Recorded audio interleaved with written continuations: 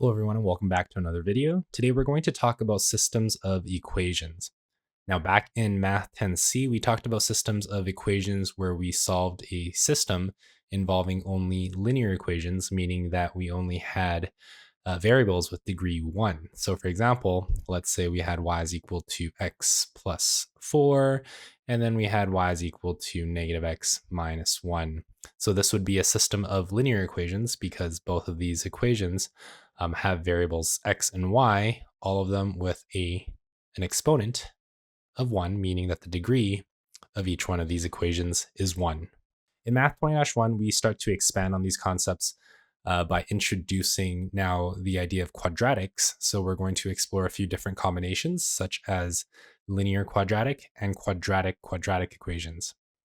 Before we head into the 20-1 material, let's go ahead and review the 10C material, namely first looking at slope-intercept form and general form. So recall that in y is equal to mx plus b, m represents your slope, and b represents your y-intercept. In this first example, we can see that the slope of our graph here is simply going to be our coefficient of x. So in this case, m is equal to 3 over 2, meaning that our slope is 3 over 2. One thing to recall is that your slope tells you how many units up or down we're moving, and then how many units towards the right we're moving. So in this case, a slope of 3 over 2 means that we're going to move 3 units up, and then 2 units to the right from wherever our starting point is. And our starting point is actually going to be our y-intercept, otherwise known as our b value. So in this case, since b is equal to negative 6, our y-intercept is going to be located at 0, negative 6. Now with our x-intercept, all we need to do is set y equal to 0, and then we're going to solve for x. So we're going to set y is equal to 0 in our original equation. So 0 is equal to 3 over 2x minus 6. Let's add 6 to both sides, and we get 3 over 2x. Multiply both sides by 2 gives us 12 is equal to 3x. And then we can divide both sides by 3 to give us 4. So our x-intercept is at 4, 0. Now using these 2 points alone can actually give us our graph here of this equation, but we're going to use the slope to help us figure it out as well. So starting off with our y-intercept, let's go ahead and graph it. 0, negative 6 is where that is going to lie. And we can use our second point of our x-intercept, 4, 0. And from here, we can actually just graph it using a straight line. But again, using our slope, we can see that we would have to go 3 units up. So 1, 2, 3, then 2 to the right. And I'm going to do the same thing, 1, 2, 3, and then 2 to the right. And you'll notice that we do eventually end up landing on that x-intercept. So remember that the slope of a line does not change between any 2 points on that same line. So again, following that same slope, 3 up, 2 to the right, we can complete the rest of the line here. And then coming back the opposite direction, I can go 3 down and then 2 to the left. And now what I can do is draw a line through our graph. And let's go ahead and make this green.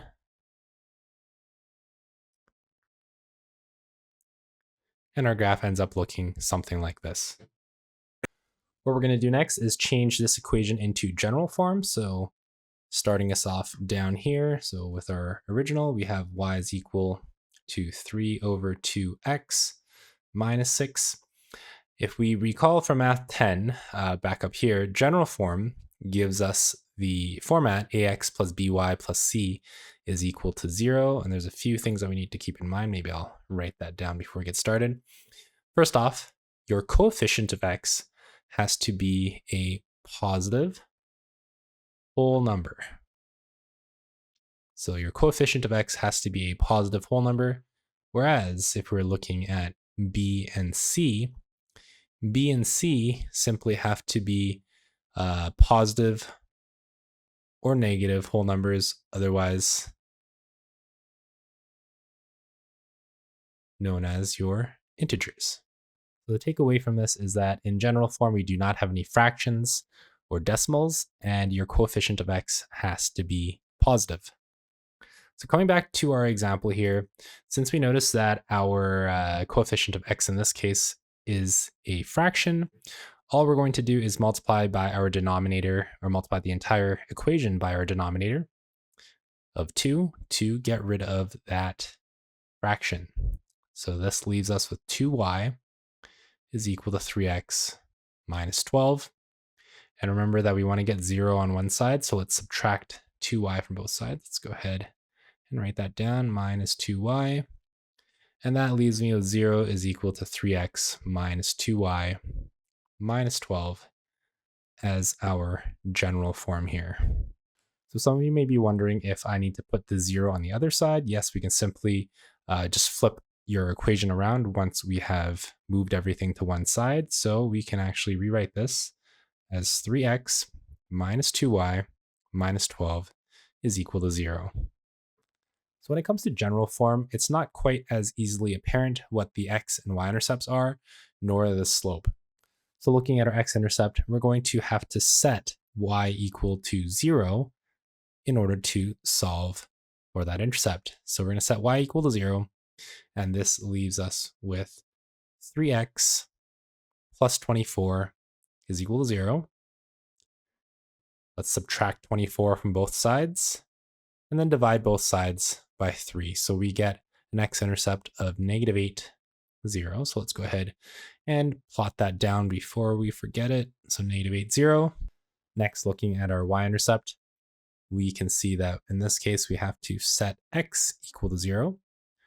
So now this would give us negative 4y plus 24 is equal to 0.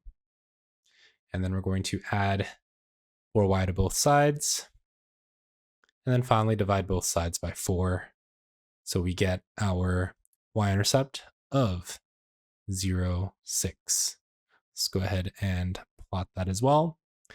Our slope in this case would be figured out by either drawing our line through our 2 points and then just calculating the slope between those two, or we can convert this into a slope-intercept form and figure it out from there.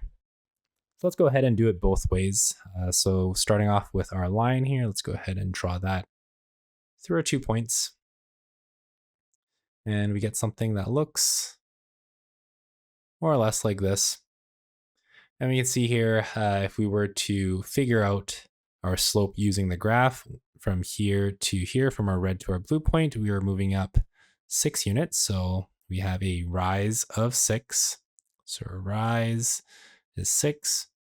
And then our run is going to be positive 8. So if we go, our slope is equal to rise over run. This means that we have 6 over 8, which is simplified to 3 over 4. So our slope should be 3 over 4. And we can confirm that by changing our original equation, 3x minus 4y plus 24 is equal to 0, into slope-intercept form. So starting us off here, we'll notice that our y in this case is going to be negative. So all I'm going to do is add 4y to both sides. And then we're going to divide everything by 4. So let's go ahead and restate those steps. So plus 4y. And then I'm going to divide everything by 4. So this leaves me with 3 over 4x plus 6 is equal to y. Or I can simply restate this as y equals 3 over 4x plus 6. So we've confirmed that our slope of 3 over 4 is correct, and that we should have a y-intercept of positive 6, which we definitely do. So we know that we have graphed this and made the slope-intercept form conversion correctly. So back in Math 10, there were 3 different methods that we learned about in order to solve systems of equations. The first being graphing, and we're looking for that point of intersection. The second would be substitution, and then elimination.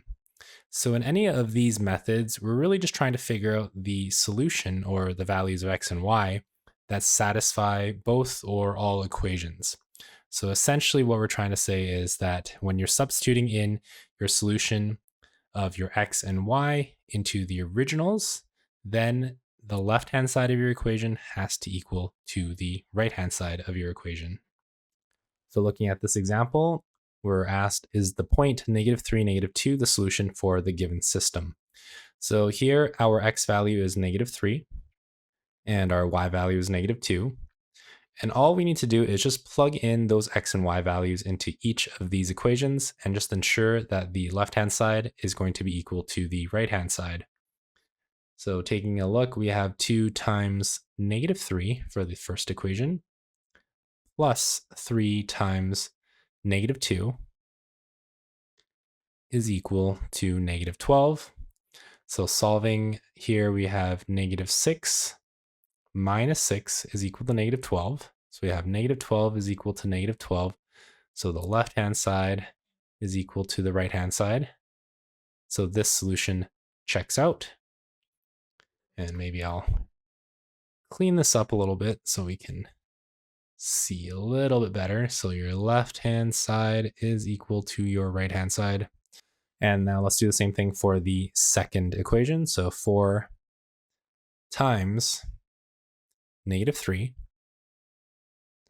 minus 3 times -2 has to equal to -6. So here you have -12 plus 6 is equal to -6. -12 plus 6 is -6. So -6 is equal to -6. So you have the left-hand side is equal to the right-hand side. So now to answer the question, is this point a solution for the given system? It definitely is. So since the point is a solution for each equation, it is a solution for the system.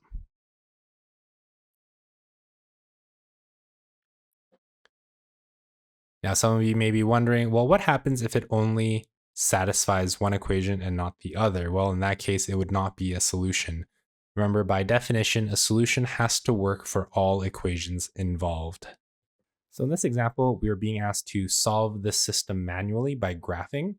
There's a few different ways we can approach this. I personally like to convert into slope-intercept form. Some teachers just like to graph the x and y-intercept and connect those with a line. I just like to actually figure out where the y-intercept is and use that as my starting point. So starting us off, let's go ahead and write down that we're going to convert to y is equal to mx plus b. So for this first equation, I'm simply going to subtract 2x from both sides, and I get y is equal to 5 minus 2x, or y is equal to -2x plus 5. So that means I have a slope of -2 and a y-intercept of 5. So I'm going to go ahead and actually start to plot this. So our y-intercept is +5 and our slope is -2. So that means I'm going to go 2 down, 1 to the right. So 2 down, 1 to the right, 2 down, 1 to the right. And I'm just going to continue until I reach the end of the graph here. And coming back up the other way, I'm going to go 2 up and 1 to the left. So the exact opposite. And from here, I'm going to connect these with a straight line. And our graph looks something like this. Ensure that you are using a straight edge when solving systems manually, because any imperfections in your graph or any slight errors are going to be pretty noticeable and you won't get the correct answer otherwise. For the second equation here, there's a bit more elbow grease involved. So the first step is to get the y's on one side. So let's go ahead and add y to both sides. So I get 2y plus 10. And then I'm going to subtract 10 from both sides. And then finally divide everything by 2. So I get 1/2 x minus 5 is equal to y, or y equals 1/2 x minus 5. So for us here, our y-intercept is at -5.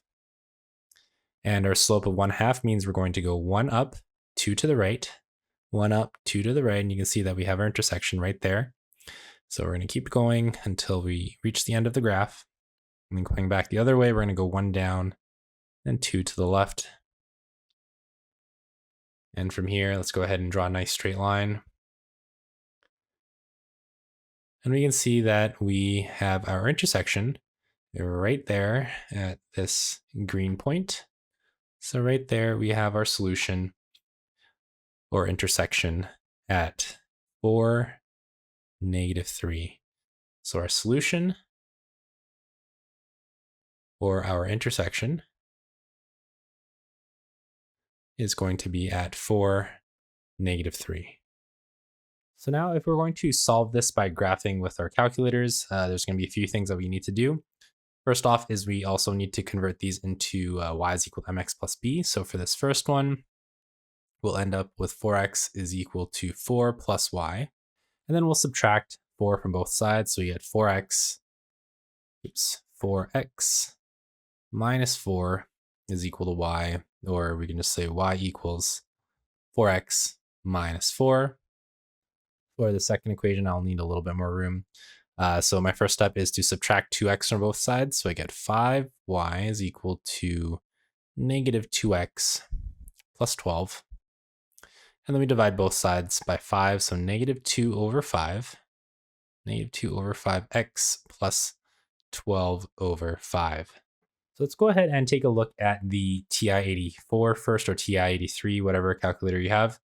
And I'm going to put each of these into my graphing calculator. So I'll put my red graph, my y equals 4x minus 1, or minus 4 rather, into y1. So 4x minus 4 goes into y1. And then for y2, I get -2 over 5. Let's go ahead and do this in brackets. -2 over 5 x plus 12 over 5. And this gives me my two graphs. So this is just your standard window. So if you go zoom standard, this is just your standard window that comes up, going from -10 until +10 for your x values, and then going from -10 until +10 for your y values.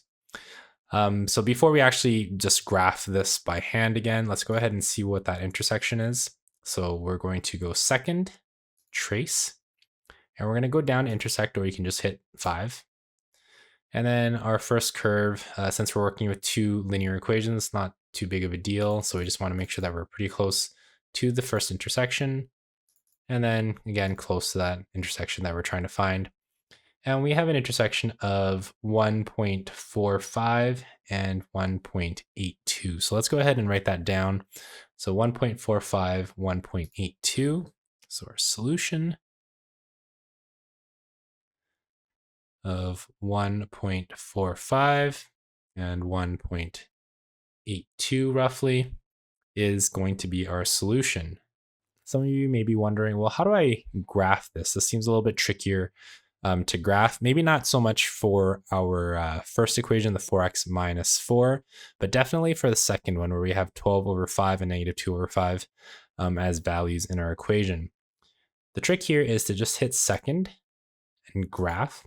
And this brings us into our table of values. So what we're going to look for are 2 points that are going to be pretty straightforward for us to graph. And we can see here that we've got two such candidates. We've got 0 or 1, 0 as one of them. And then for our second point, we can use 0, -4. So 1, 0, let's go ahead and put that down. So 1, 0, our x-intercept is one of the points. And the second one that we can use is our y-intercept. So 0, -4. And that one is pretty straightforward to graph even without using that table of values. So let's go ahead, draw a line through those 2 points, and we get roughly something like this. So let's make that adjustment so that we go through those 2 points.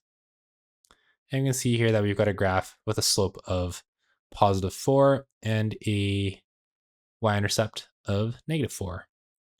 Now, when it comes to the second graph, your equation of y is equal to -2/5 x plus 12 over 5, we're now going to look at your x value and then look at the corresponding y value and look for 2 points that are pretty easy to graph.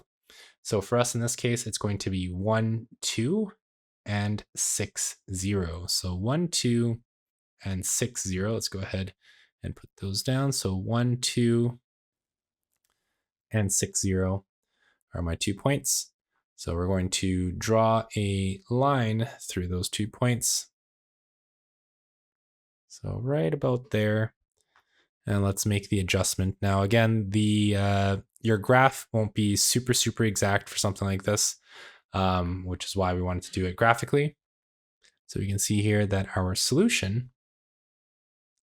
is going to be roughly 1.45, 1.82, that point of intersection.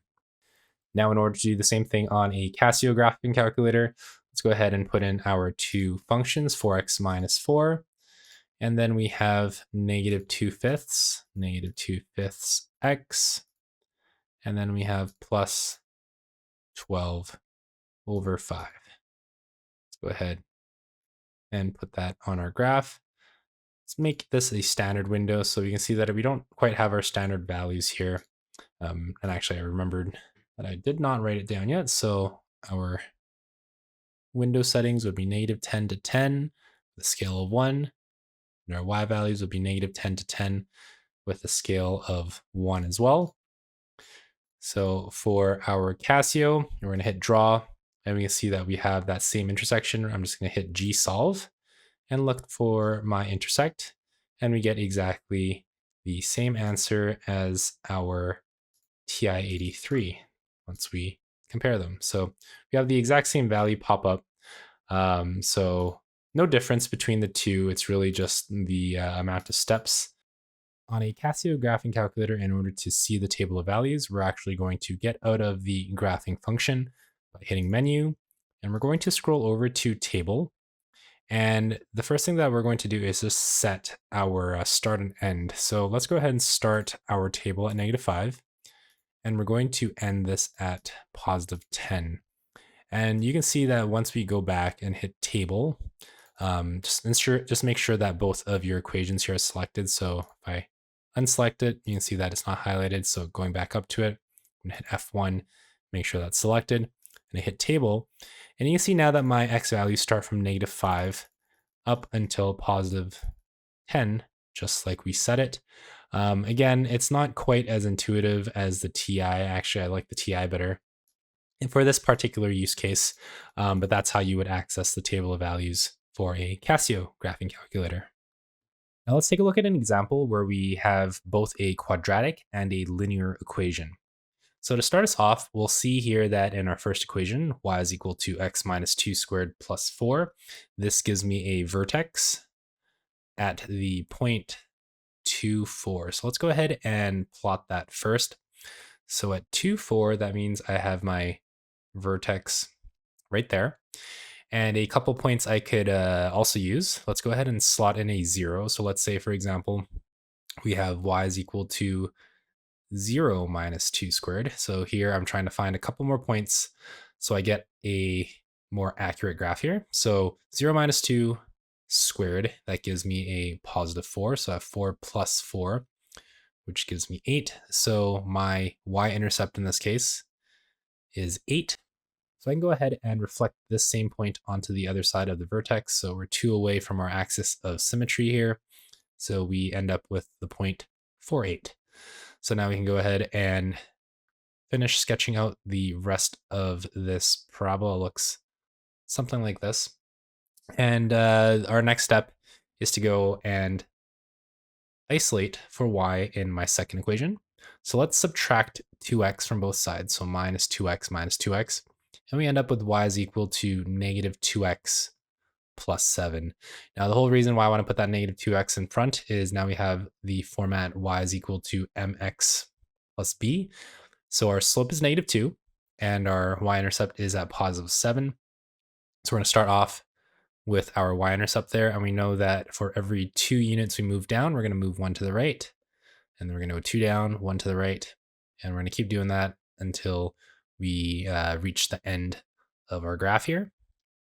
And we can continue the other way. And let's go and use a straight line to connect our points. So we can see here that we will have an intersection somewhere here. And if I did a better job of sketching this out, it should look a little bit more rounded kind of like this. And what we're trying to confirm is we're trying to make sure that 1, 5 is the solution to this linear quadratic system. So we can go ahead and verify this as well just by plugging in 1 into our quadratic here. So let's go ahead and put in a 1 minus 2 squared plus 4. 1 minus 2 squared gives me a positive 1, and 1 plus 4 does give me 5. So we can see that we would have had a point right here at 1, 5, and we can actually reflect it over the axis of symmetry over here. So if I did a better job of sketching this, I'll redo this line here just to make it a little bit neater. So we had our points at 2, 4. We just said that we had a point here at 1, 5. This would get reflected over here, and our y-intercept was at 8. So you can see that our parabola should look something like this. It's a little bit tough to draw, but we can see that we do have that intersection here at 1, 5. On the other hand, if we're trying to do this just algebraically, all we're going to do is plug in our point here, 1, 5. So remember, with 1, 5, our x value is 1 and our y value is 5. And we're going to plug this into both the first equation and our second equation. So let's go ahead and do that. So we'll end up with 5 is equal to 1 minus 2 squared plus 4. And what we're looking for is to make sure that in both equations that the left-hand side is equal to the right-hand side. So let's go ahead and continue. So this would leave me with negative 1 squared plus 4. Negative 1 squared is just 1, and 1 plus 4 is 5. So we can see that the left-hand side is equal to the right-hand side here. And moving on to the linear equation, let's go ahead and plug in the values of 1 and 5. We'll have 2 times 1 plus 5 is equal to 7. That gives me 2 plus 5 is equal to 7. And we know that 7 is equal to 7. So again, the left-hand side is equal to the right-hand side. And therefore, 1, 5 is a solution. So for this next example, I'm not going to worry too much about actually sketching this out on the page. We're just going to go ahead and use my TI and Casio calculators here. So you can see that I've already gone through and put in our two equations. We have y is equal to x squared minus x minus 12. And our second equation, the linear equation, is going to be y equals 3x. So we're going to graph this and see what we have first. So you'll see we're missing a couple of key details. We're missing our vertex down here, so we want to be able to see that. We notice that we have one intersection down here, and we're likely to have a second intersection up here as well. So let's adjust our window by moving our y minimum to negative 20, so we can see our vertex. And then we're going to also change our y maximum to positive 20, so we can see that second intersection up here. So you can see that we just barely kind of found our intersection up there in the top right of the screen. So I'm going to hit second and trace, and I'm going to use the intersection or the intersect function right here. So I'm going to scroll down to 5, or you can just hit 5 on your calculator. We're going to hit enter. And for our first curve, let's go ahead and move to the left here. So I'm going to press enter. I'm going to go enter again, close by to that first intersection. And we have an intersection of -2, -6. So let's go ahead and plot, or rather write that down as one of my solutions. So your solutions, we have -2 and -6 is my first solution. And then now looking for the second intersection, let's go hit second trace again. I'm going to go down to intersect. And now instead of being closer to the left-hand side intersection, we're going to continue to scroll over towards the right here. And we just want to get close to that intersection. And we're going to press enter. Press enter on the second curve. We're pretty close. Press enter one more time. And you'll see that my second intersecting point is 6, 18. So let's go ahead and write that down as the second solution. Oops, and I realized that calculator's in the way. So we've got two solutions there, -2, -6. And once again, just to do the same on a Casio, let's go ahead and put in the two equations, x squared minus x minus 12. And we have y is equal to 3x as my second equation, and we can see here that we can't really see too much on the Casio. So what we're going to do is change our window. So let's hit F3. Let's go back to a standard zoom and kind of see where we're at. And we can see that we run into the same problem as the TI. We can't see that top right of the calculator there. So let's change our Y maximum here and our Y minimum to mimic the one from the TI. So from -20 to +20, and let's see how that turns out. So we can see that we have two intersections here, a little bit easier to do on the Casio. We're going to hit F5 for Gsolve, and we're going to look for intersect. So intersect one more time. And you can see here that the first intersection is a -2, -6, just like we had previously.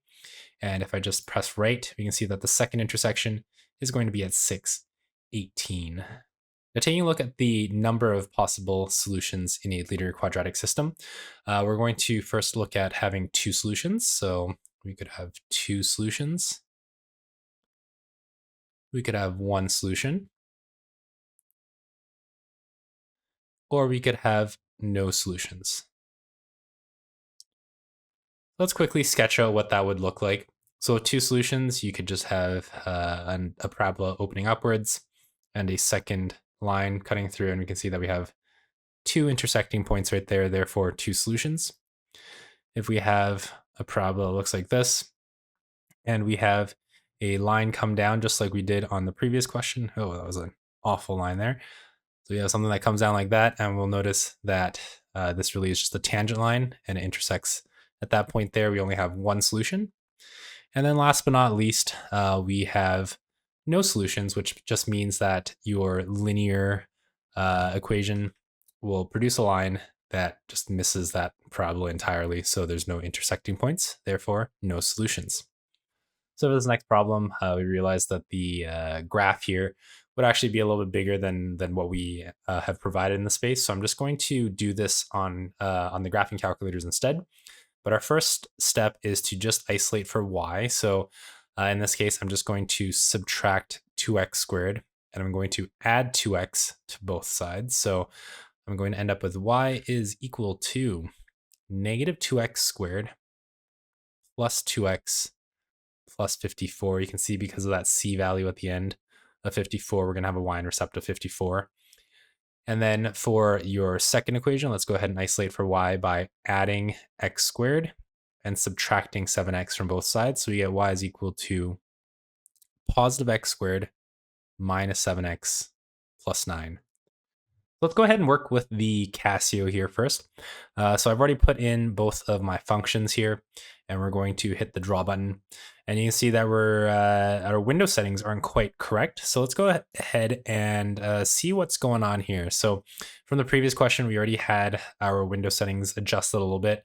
And just looking at our graph, we can see that we don't quite see the vertex of this parabola moving upwards here. So let's change our y maximum just a little bit. Let's move this to a 50, maybe a 60, and let's see what happens. So let's exit, let's go back to draw. And now we can see that we have two intersections. So with our Gsolve, let's go ahead, find your two intersections. So your first one here, we have a solution at -2.65 and 34.6. So we want this to the nearest tenth. So my first solution, let's go ahead and write these down. So I have my solutions at -2.7 in this case, and 34.6 was my y value. And let's do the same thing for the other intersection. Let's hit right, and we have 5.7 and 1.4. So let's go ahead and write those down as your solutions. 1.5, or rather 5.7. So 5.7 and 1.4 should be my two solutions. Again, let's verify by going and doing the same on your TI. So we'll have to change our window settings once again on the Casio, or the TI calculator rather. So we've gone and sketched one, and the other one should be popping up there. There we go. So we're going to hit window, and we're going to change our y maximum just like we did on the Casio here. So we're going to go to 60, and we're going to hit graph. And at this point, we will be able to see both solutions. So if I were to hit second trace and go to intersect, and since we're closer to the left-hand side, let's go ahead and verify this one, enter. You want to be close to that intersection, enter again. And you'll see that we have that same intersecting point of negative 2.7 and 34.6. I'll leave you to confirm the second one on your own, but we should have the exact same answers. Now, if we think of a quadratic-quadratic system, there's going to be, once again, 3 different numbers of solutions we could possibly have. First, we could have 2 solutions. We could have 1 solution. Or we could have no solutions. So what will these look like? Having 2 solutions, it's probably going to look something like this. And you'll notice that we have 2 intersecting points. With 1 solution, we're going to have one that looks like this and a parabola that just comes down to intersect right at the vertex of each parabola. And if we have no solution, then of course we have no intersections and therefore no solutions. So looking at a word problem where we have 2 integers here, we want to first be able to define whatever our variables should be. So we have 5 less than twice the smaller number is equal to the larger number. And the sum of the larger number and the square of the smaller number is 115. So our first step is to identify what our variables are going to be. So let's go ahead and say that x is going to be your smaller number. Smaller number, x equals the smaller number. And we'll say that y is equal to the larger number. So now that we've defined our variables, let's go and make 2 equations to create our system. So here it says 5 less than twice the smaller number is equal to the larger number. So 5 less than twice the smaller number. So we're going to go 2 times x, and we're going to go 5 less than that is going to be equal to my larger number. So 2x minus 5 is equal to y. And for your second equation here, it says the sum of the larger number and the square of the smaller number is 115. So we're going to take the larger number, so y, plus the square of the smaller number. So we're going to take x and we're going to square it, and that gives us 115. So if we're going to solve this graphically, let's go ahead and isolate for y for both equations. The first one is already done for you. For the second one, we're going to subtract x squared from both sides. So minus y is equal to negative x squared plus 115. So let's pull up the Casio calculator first and see what we can do to solve this system. So y equals 2x minus 5 is my first equation. And the second one, we have negative x squared plus 115. And we're going to draw this, and we can see that we don't really see either intersection very clearly. So let's go and change our window settings. So our numbers here are a little bit off. Looking here, we notice that our x maximum should be much bigger and our x minimum should be much bigger. So let's go ahead and change those. We might as well change our y maximum while we are at it. So our y minimum, or x minimum rather, let's change this to negative 30. Let's change our maximum to 30 as well. And then our y maximum, let's change to 80 just to see what we end up getting. We won't need it, but might as well. So again, we don't quite see our intersection over here at the bottom. We don't really care too much about the vertex because we know that our 2 intersections are going to be down here at the bottom. So let's go back into our window settings, change that y minimum to negative 50 and see what we end up with. So now that we can see both intersections, let's go ahead and hit Gsolve and look for the intersecting points. So our first solution, or first intersection, is at negative 12, negative 29. So let's go ahead and write that down. So our solutions, we have negative 12 and negative 29. And my second solution that we were given is 10, 15. So we're going to go ahead and verify that as well on the Casio. I'm just going to hit right, and we can see that we have 10, 15 here. So In order to check these out, we're going to look back at the information that we're given and check it out with our constraints of the question. So we said that x had to be the smaller number and y was the larger number. If we look at our answers, or if we look at our solutions here, we can see that we automatically can cross off the first one, this -12 and -29, because we said that x had to be smaller than y, which we can see here is definitely not the case. So this is an extraneous solution. And then looking at 10, 15, that's one that seems a bit more likely. So let's go ahead and verify. And in order to do so, let's plug those back in to both of our equations here. It doesn't matter if we plug them back into the original or into the reformatted one that we've done. So for y equals 2x minus 5, let's go ahead and plug in 10 and 15 for those two. So we have 15 is equal to 2 times 10 minus 5. So that gives me 20 minus 5. And we get 15 is equal to 15. So the left-hand side is equal to the right-hand side. And doing the same for the second equation, we get 15 is equal to negative 10 squared plus 115. So we get 15 is equal to negative 100 plus 115. And that gives me 15 is equal to 15. So the left side is equal to the right side. Therefore, 10, 15 is a solution. So from here, we can say that x, or rather not x, 10 is a smaller number. So 10 is a smaller number. Let's erase that. So the smaller number is 10. And the larger number is 15. Here in this section, we're going to look at reviewing some concepts and key ideas from Math 10C.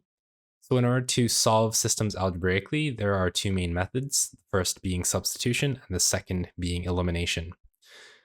First of all, if we're looking at substitution, the key here is to, in step number 1, we're going to isolate for one variable. So isolate one variable in an equation. So you can just choose a variable in one of the two equations. And your second step really is just to substitute into the other equation that you did not use and solve. Then step number 3 is to use the solved variable to solve the other variable. So in our first example, we have x plus 4y is equal to 5 and 2x minus 3y is equal to 1. We can see here that it's going to be a little bit easier for us to isolate for x because it's already by itself. There's no coefficient here. So we can go ahead, let's subtract 4y from both sides. So on the left and to the right. So we end up with x is equal to negative 4y plus 5, or 5 minus 4y. And we're going to plug it into this second equation here. So what that's going to look like is we'll have 2 times, and instead of having an x, we're going to simply plug this this expression into here. So we're going to end up with negative 4y plus 5. And then we have minus 3y is equal to 1.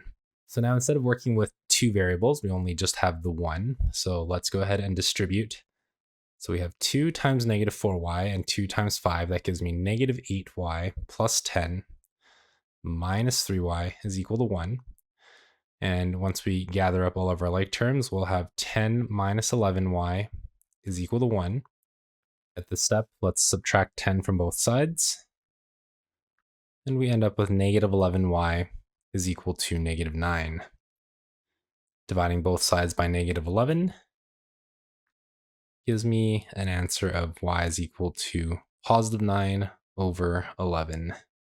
Once we have solved for y, what we're going to do is we're going to plug this value of y back into either one of the two original equations. So I'm going to plug it back into my first equation there. So you can see that we'll have x plus 4 But instead of 4 times y, we'll have 4 times 9 over 11.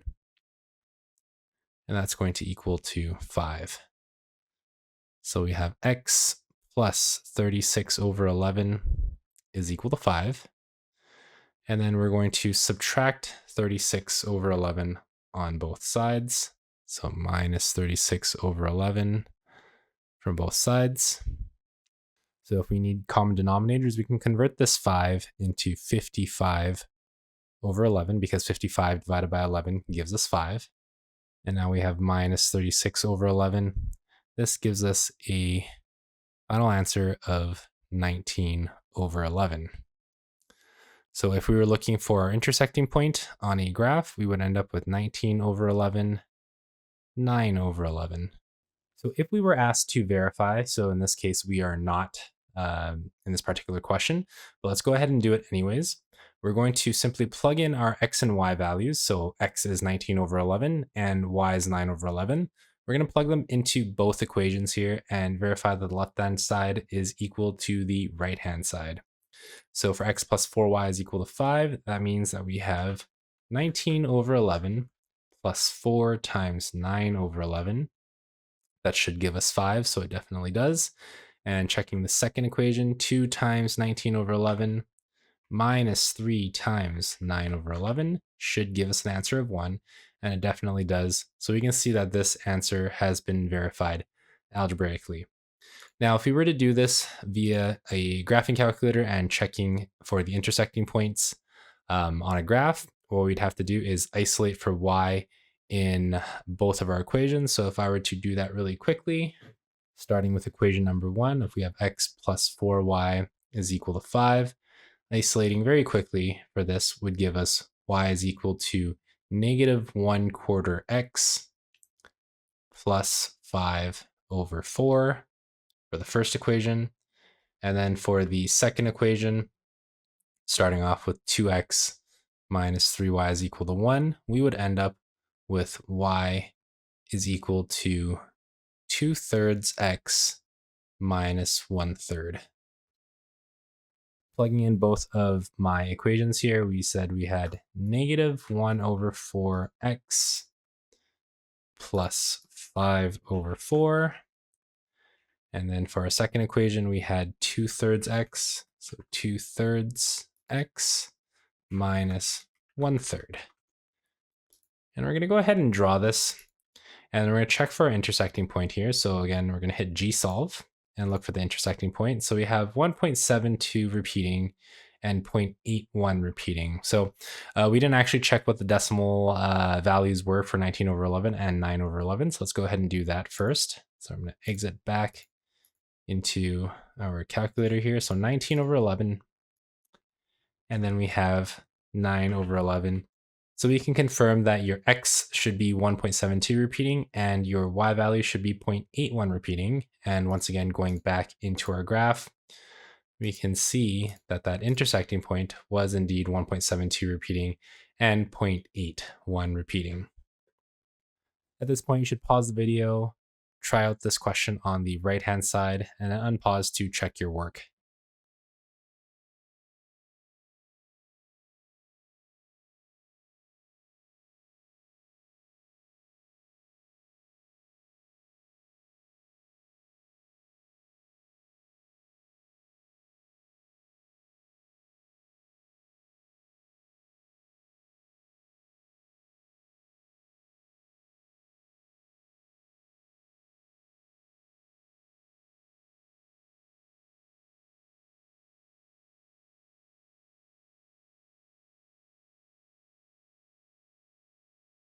Now let's look at solving by elimination.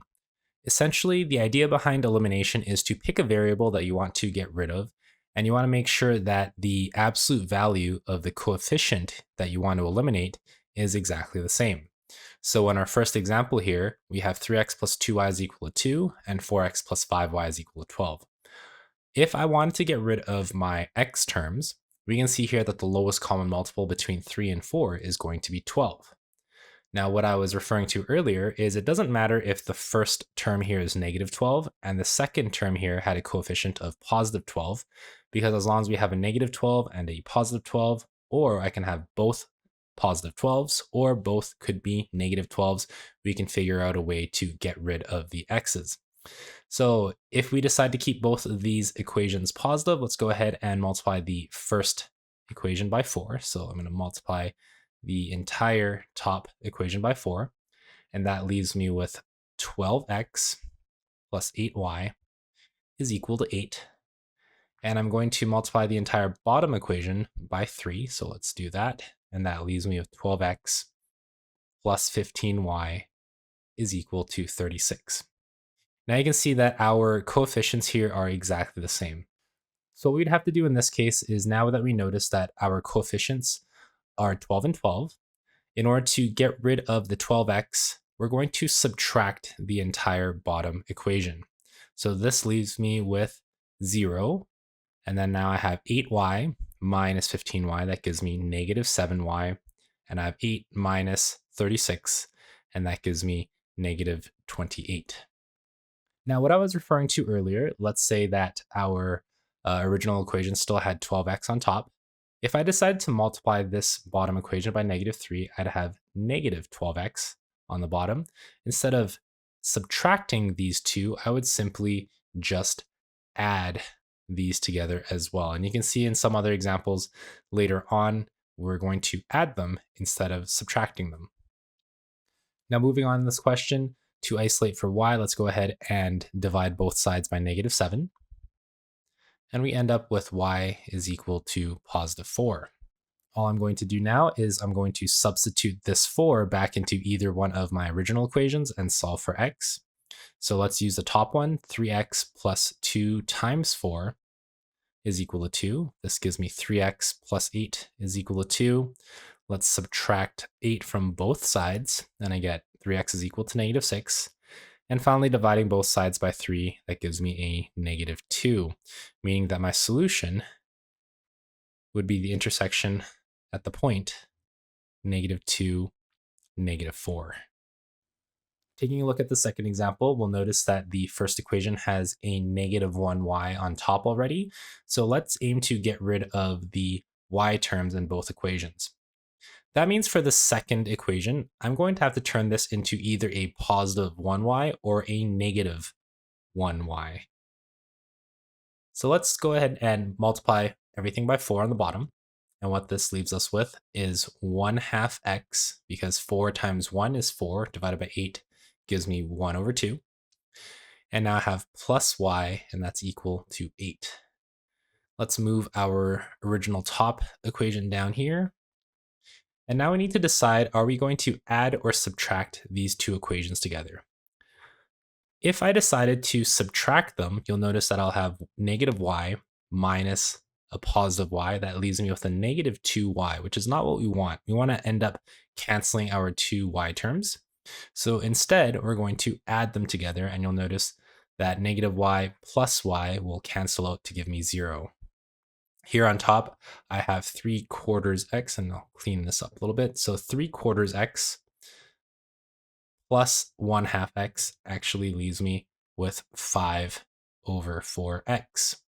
Then I have 2 plus 8 gives me 10. So 5 over 4x is equal to 10.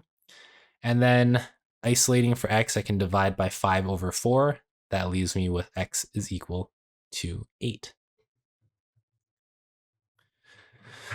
Now to solve for the y value, let's plug in this value of 8 back into either equation. It doesn't really matter which one. Let's go ahead and plug it into the second one.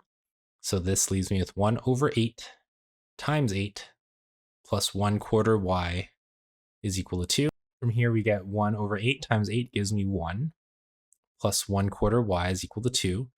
Subtracting 1 from both sides leaves me with 1/4 y is equal to 1. And then multiplying both sides by 4 gives me y is equal to 4. So my solution is at the point 8, 4. For some more examples on how to solve by elimination or substitution, you can take a look at the link in the top right corner where I look at some more examples of solving systems. Now let's move on to some systems where we have both a linear and a quadratic equation. In this problem here, you notice that we have a quadratic equation on top and a linear equation on the bottom. So starting off with substitution here, we'll see that our first equation already has an isolated variable. So all we're going to do is we're going to take this right-hand part here, which represents y, and we're going to substitute it in for y in the second equation. Doing that leaves us with x plus, and I'm going to write this entire thing down here. So x plus 1 over 3, x squared minus 3, and that's going to equal to negative 3. Once we get to this part here, we run into a familiar situation where we have a quadratic equation, and we're going to try to get 0 on one side. So adding 3 to both sides leaves us with x plus 1/3 x squared is equal to 0. Multiplying both sides by 3 will get rid of the fractional coefficient, and that leaves me with x squared plus 3x is equal to 0. I can factor out an x here, and I'm left with x times x plus 3 is equal to 0. Solving for x here, I get two solutions. I either get from here x is equal to 0, or from the second factor, I'll have x plus 3 is equal to 0, so x has to equal to negative 3. I'm going to plug these two values of x back into one of my two equations at the start. Let's do the second one since we're working with whole numbers there. I will end up with 0 plus y is equal to negative 3, so I get y is equal to negative 3. So one solution is 0, negative 3. And for the second solution, let's go ahead and plug in this negative 3 into my second equation. So I get negative 3 plus y is equal to negative 3. Adding 3 to both sides leaves me with y is equal to 0, meaning that I have negative 3, 0 as my second solution. Let's go ahead and verify our solution with our graphing calculator. Since my first equation is already isolated for y, all I need to do is isolate from y in my second equation, and this leaves us with negative x minus 3. Plugging in these two equations into my Casio here, I'll have 1 over 3x squared minus 3. That's going to give us my first equation, and then for the second one, we have negative x minus 3 as our second equation. Let's go ahead and draw this. And we're going to look for our two intersecting points. So you can see that we're going to have one here and one down here. Let's go ahead and use gsolve, intersect, and we can see that our first solution is at negative 3, 0. And if I press right to go to my second one, we'll have our second solution at 0, negative 3, which is what we got over here on the left-hand side. Now, if we were to look at this question through the lens of elimination, we're going to, first of all, I'll rewrite this question here. Y is equal to 1/3 x squared minus 3, and x plus y is equal to negative 3. I'm going to make sure both of my x and y values are here on the left-hand side. So this leaves me with negative 1/3 x squared plus y is equal to negative 3 for my top equation here. And from here, I have x plus y is equal to negative 3. And to get rid of my y terms, I'm going to, in this case, subtract one equation from the other one, and that gets rid of my y terms. And now I'll have negative 1/3 x squared minus x is equal to 0. Here I'm going to multiply everything by negative 3 to get rid of this fraction here. And that leaves us with a positive x squared plus 3x is equal to 0. And factoring out the x, I get x times x plus 3 is equal to 0.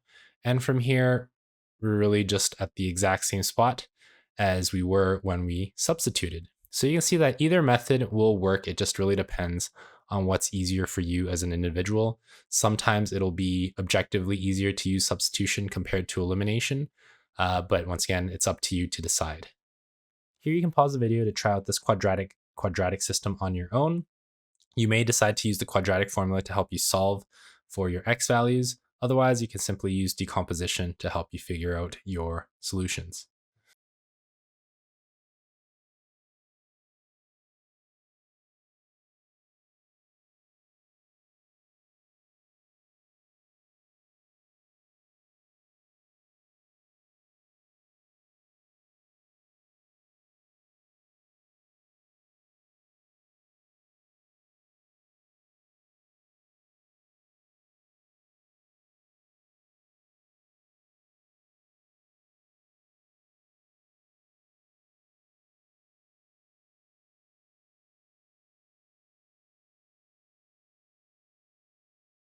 Here, let's take a look at a real life application where we'll have to turn to the quadratic formula to help us factor.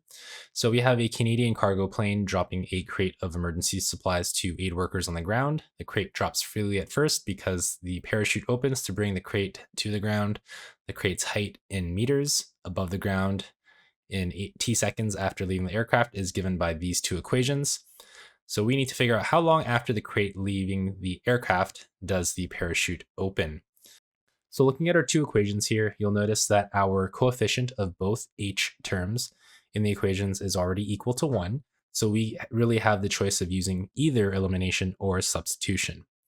If we decide to eliminate our h variable, all we're going to do is subtract the second equation from the first equation. This will get rid of the h terms, and that leaves us with 0 is equal to negative 4.9t squared plus 4t, and then we'll have 900 minus 500 gives us a positive 400 in this situation.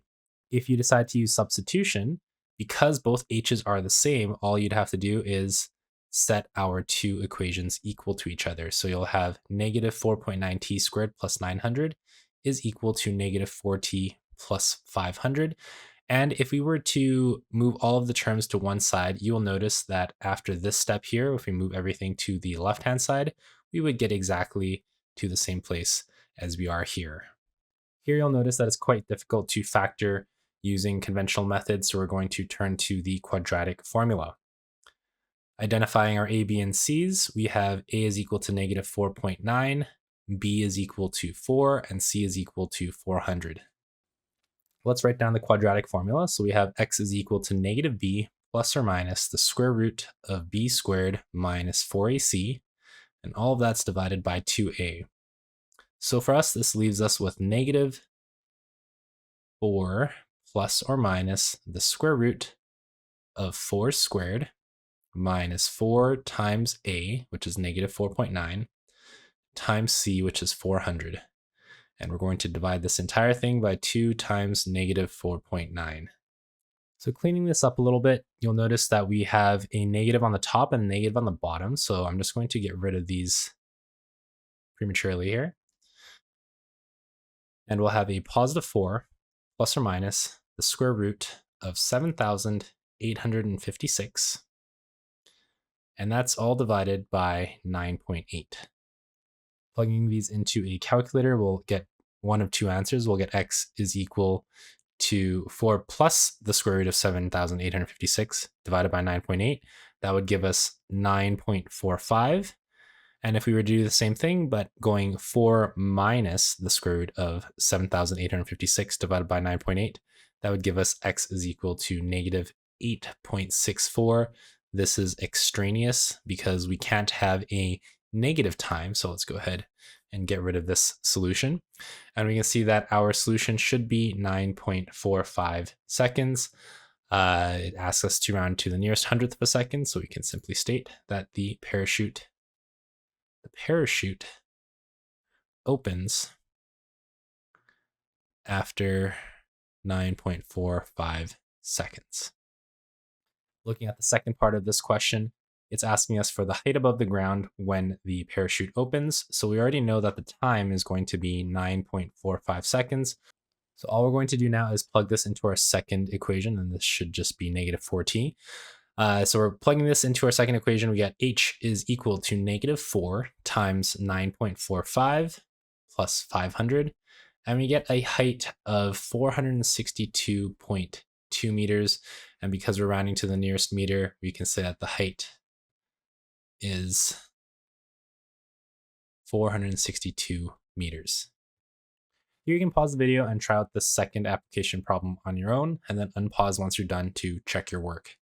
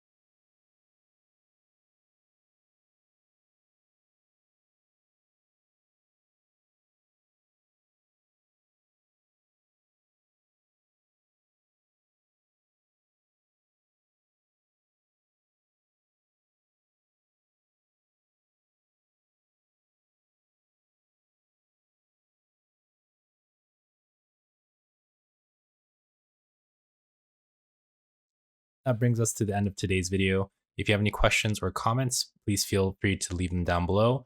As always, thanks again for watching, and I'll see you in the next video.